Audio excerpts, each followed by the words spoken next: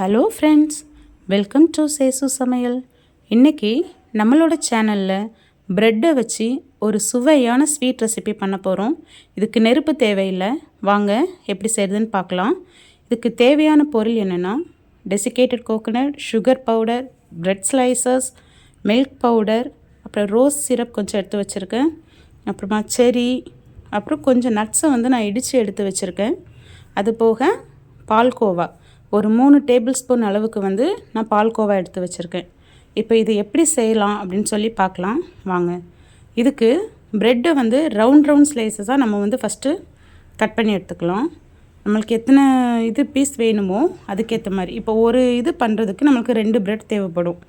இப்போ நான் இங்கே ஒரு 4 பண்ண போகிறேன். அதனால நான் ஒரு 8 ப்ரெட்டை ரவுண்டாக கட் பண்ணி நான் எடுத்து வச்சுக்கிறேன்.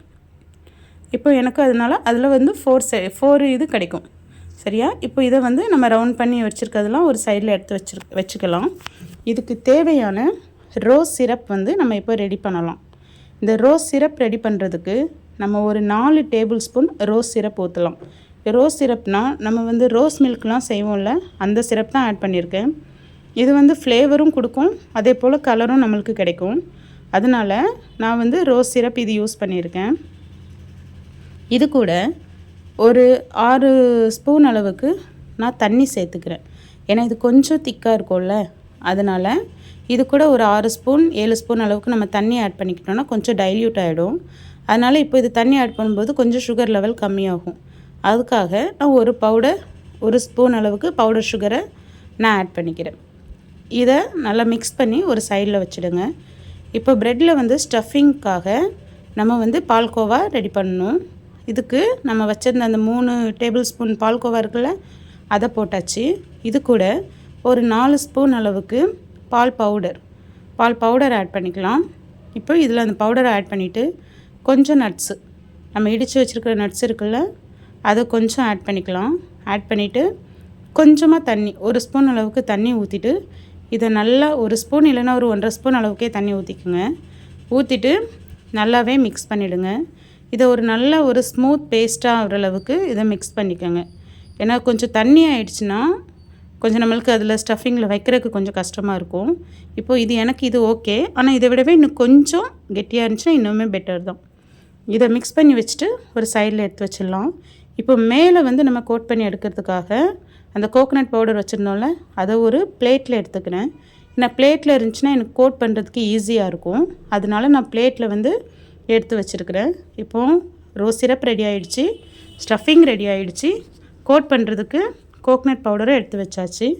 இப்போ நம்ம ரவுண்டாக கட் பண்ணி வச்சுருக்கிற அந்த ப்ரெட் ஸ்லைசஸ்லாம் அந்த ரோஸ் சிரப்பில் டிப் பண்ணி எடுத்துக்கலாம். நம்ம ஒவ்வொரு பீஸாக டிப் பண்ணி எடுத்துகிட்டு ஃபஸ்ட்டு பண்ணும்போது இதை டிப் பண்ணும்போது கொஞ்சம் கேர்ஃபுல்லாக இருக்கணும். ஏன்னா நம்ம கொஞ்சம் அதிக நேரம் பண்ணிட்டோன்னா உள்ளே சோக் ஆகிடும். அதனால் நம்ம எடுக்கும்போது அதை கொஞ்சம் போட்டுட்டு உடனே திருப்பி எடுத்துடலாம். ஆனால் பிழிய வேண்டாம். ஏன்னா நம்ம அப்படி பண்ணணும் அப்படின்னா அது கொஞ்சம் ட்ரை ஆகிடும். ஆனால் நம்ம இப்படியே எடுத்தோன்னா நம்ம சாப்பிடும்போது இன்னுமே கொஞ்சம் டேஸ்டியாக ஜூஸியாக இருக்கும். அதுக்காக நான் கொஞ்சம் பிழியாமல் போட்டுட்டு உடனே எடுத்துட்டேன். நம்ம ப்ரெட்டை போட்டுட்டு ஃபஸ்ட்டு ஒரு ப்ரெட்டை போட்டு எடுத்து அதை சைடில் வச்சுடுங்க. நெக்ஸ்ட்டு அடுத்த ப்ரெட்டை உள்ளே போட்டு அதையும் போட்டு உடனே எடுத்துட்டு அதில் ஸ்டஃபிங்க்கு நம்ம பால்கோவா ரெடி பண்ணி வச்சுருக்கோம்ல, அதை மேலே ஸ்ப்ரெட் பண்ணிவிட்டு நம்ம அகைன் அதே மாதிரி கோட் பண்ணி எடுத்துடலாம். இப்போ கோட் பண்ணி எடுத்ததுக்கப்புறமா நம்ம இதை கார்னிஷ் பண்ணிக்கலாம். ஏன்னா பார்க்குறதுக்கும் நல்லா இருக்கணும்ல, டேஸ்ட் மட்டும் இல்லை பார்க்குறதுக்கும் நல்லா இருக்கணுன்றதுக்காக நம்ம இதை கொஞ்சமாக கார்னிஷ் பண்ணிக்கலாம்.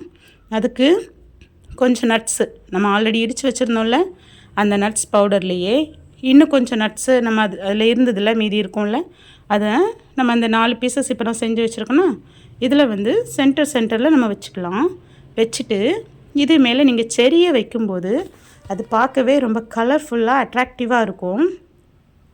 இப்போ ஸ்கூலில் காம்படிஷனுக்கெலாம் குக்கிங் வித்தவுட் ஃபயர் காம்படிஷன் வைப்பாங்கள்ல, அதில் இந்த டிஷ் என்னோடய பொண்ணு ஃபஸ்ட் ப்ரைஸ் வாங்கிட்டு வந்திருந்தா.